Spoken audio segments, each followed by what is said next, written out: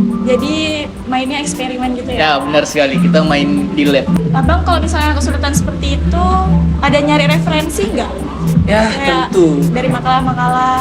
Kalau saya tuh biasa nyari referensi punya Cutting. Jadi saya tuh kadang-kadang baca skripsinya Cutting, kakak tingkat.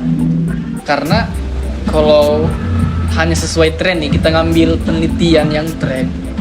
Kalau kita kesusahan, kita bakal nggak enjoy jalaninnya. Berarti kita sebelum mengajukan ke dospem, kita harus kayak sudah punya sampel atau pemaparan ke depannya, baru kita ajukan atau gimana sih? Kita harus tahu dulu aja sih. Kita harus nentuin aja dulu. Sampelnya mau ngambil di mana, metodenya mau menggunakan apa, dan juga dospem itu sangat-sangat membantu. Berarti kalian tuh harus baik-baik sama dospem ya guys? Benar sekali. Angkatan atas. Angkatan atas itu dia tuh nentuin kapan kita harus ngerjain. Berarti bentar lagi nih selesai. Halo semua, selamat siang. Di sini saya Siva Nur Elisa untuk memandu podcast ini dan bersama Abang. Saya Egi. Di sini saya akan bertanya mengenai gimana cara penulisan skripsi yang baik dan benar itu. Sebelum itu, gimana kita perkenalan lebih dalam mengenai abangnya? Halo semuanya, nama saya Egi Puram Saputra dan saya berasal dari Teknologi Hasil Priana. Oke bang, kita masuk aja langsung ke pertanyaannya. Di sini abang menulis skripsi itu menggunakan metode apa ya? Ada dua kan, ada kualitatif dan kuantitatif.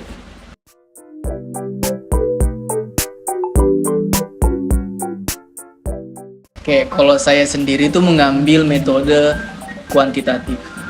Kenapa abang memilih metode kuantitatif? Karena kebetulan penelitian saya ini menggunakan metode eksperimen. Makanya saya menggunakan metode kuantitatif. Jadi mainnya eksperimen gitu ya? Ya, benar sekali. Kita main di lab. Iya, bagus sih idenya. Kita lanjut untuk pertanyaan kedua ya bang. Menurut abang penting nggak skripsi itu menggunakan kaidah kebahasaan yang benar?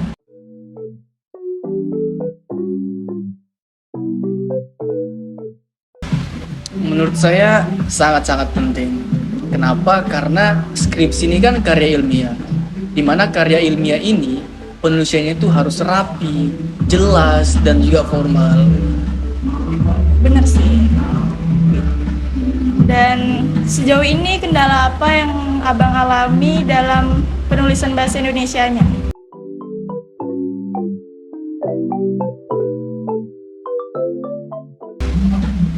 Kadang tuh kalau saya nulis skripsi saya tuh kadang dalam satu paragraf itu kepanjangan, ada yang kependekan. Jadi saya kesulitannya ada di paragrafnya sih buat nentuinnya. Ya, terus abang kalau misalnya kesulitan seperti itu, ada nyari referensi nggak? Ya, Kayak tentu. dari makalah-makalah. Kalau saya tuh biasa nyari referensi punya Cutting. Jadi saya tuh kadang-kadang baca skripsinya Cutting, kakak tingkat. Berarti dicari dari situ ya? Ya, benar sekali. Penulisannya itu. Terus dari topik yang abang pilih ini, abang tuh memilih topik yang tren atau sesuai dengan passion abang ngambil dari prodi abang gitu?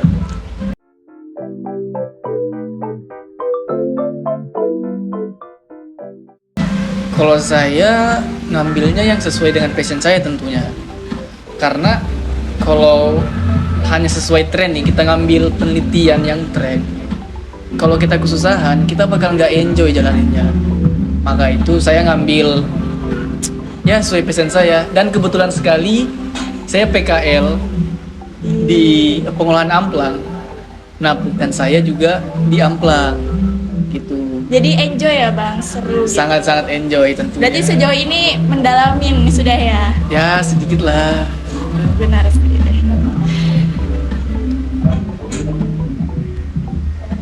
Kalau menurut abang, itu judul skripsi itu yang dianggap menarik sama dospem itu yang gimana?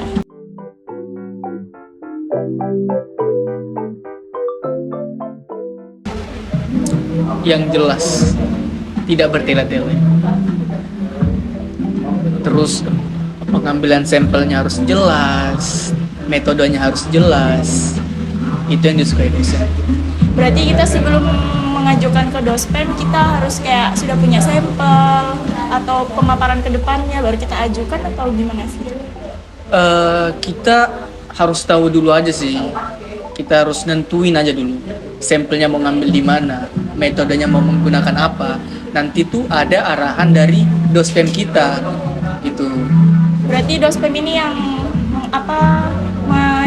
membersamai kita gitu Ya, membersamai, dan juga dospem itu sangat-sangat membantu. Berarti kalian tuh harus baik-baik sama dospem ya guys. Benar sekali.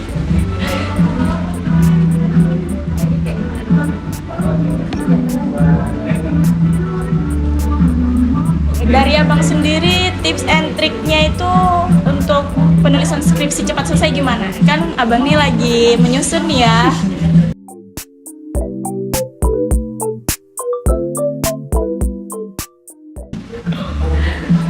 Sebenarnya belum bisa ngasih trik, tapi kalau saya tanya kating-kating angkatan atas itu dia tuh nentuin kapan kita harus ngerjain. Misalnya dalam seminggu kita tuh harus selesaikan bab 1, 3 hari kita selesaikan bab 2. Nah terus selanjutnya bab 3 itu sekitar 2 hari, itu kalau saya sendiri ya. Jadi sekitar 1 bulan lah selesai buat nentuin jadinya proposal skripsi ini. Berarti sejauh ini abang sudah sampai mana nih? Kalau dalam waktu sebulan sudah selesai, gimana nih? Kalau saya alhamdulillah sudah ke pembimbing kedua, dosen pembimbing kedua. Alhamdulillah. Berarti bentar lagi nih selesai. Doain ya. Semoga ya tahun depan lah. Jangan tahun depan. Tahun ini. Bulan ini insya Allah. Amin ya. Nanti kalau saya semprot datang ya 1, 2, 3, 4. Aduh suruh datang. Datang ya guys. Nih. Ya. Bulan depan insya Allah. Amin. Terus nih kita sudah di pertanyaan terakhir ya bang. Pesan dan kesannya untuk teman-teman di luar sana dan kami-kami yang masih maba ini untuk penulisan skripsinya gimana bang?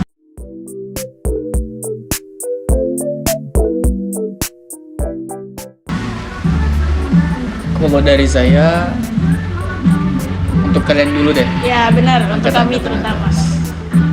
Jangan pernah bolos di perkuliahan, karena ide penelitian itu bisa jadi ada di materi-materi yang dosen sampaikan. Terus kalau untuk yang sedang ngerjain skripsi, nentuin target aja sih. Kita harus punya target, mau berapa hari kita ngerjain skripsi itu.